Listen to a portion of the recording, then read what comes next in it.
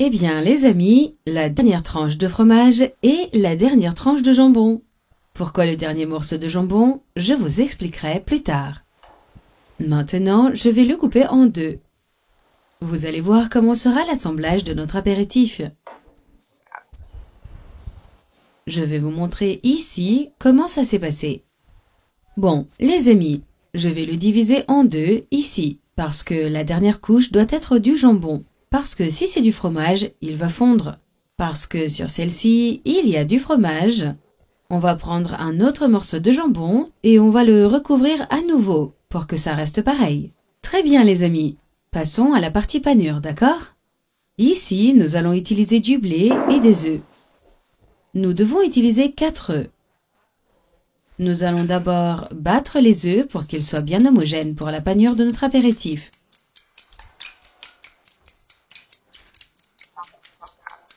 Nous allons aussi avoir besoin de Doritos, les Doritos Snack. Donc, nous allons utiliser nos mains pour les casser en tout petits morceaux pour que notre panure soit parfaite.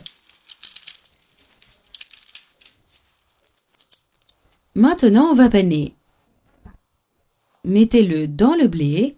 Vous pouvez bien en mettre pour qu'il soit bien pané, bien uniforme. Mettez-le dedans pour qu'il soit bien pané. Ensuite, on le met dans l'œuf. On peut le tremper bien, le tremper abondamment. Retournez à nouveau dans le blé pour qu'il reste bien pané. Regardez.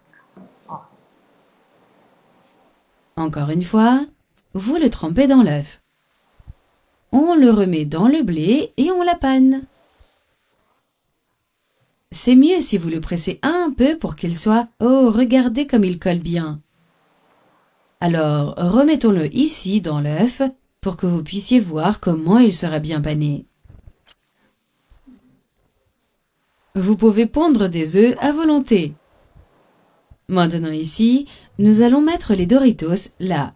Vous allez voir à quoi ça va ressembler. Ce sera croustillant, ça va être super délicieux. Les enfants vont adorer. Maintenant, nous allons le faire frire. Puis, nous reviendrons. Eh bien, les amis, l'huile est déjà bien chaude. Maintenant, nous allons ajouter notre préparation. Vous allez voir à quoi ça va ressembler. Maintenant, nous allons lui donner un bain d'huile. Regardez, versons l'huile sur le dessus. Et ça va aussi frire la partie supérieure, en même temps que l'autre.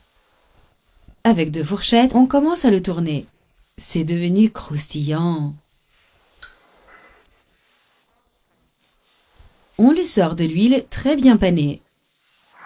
Maintenant, on va le couper.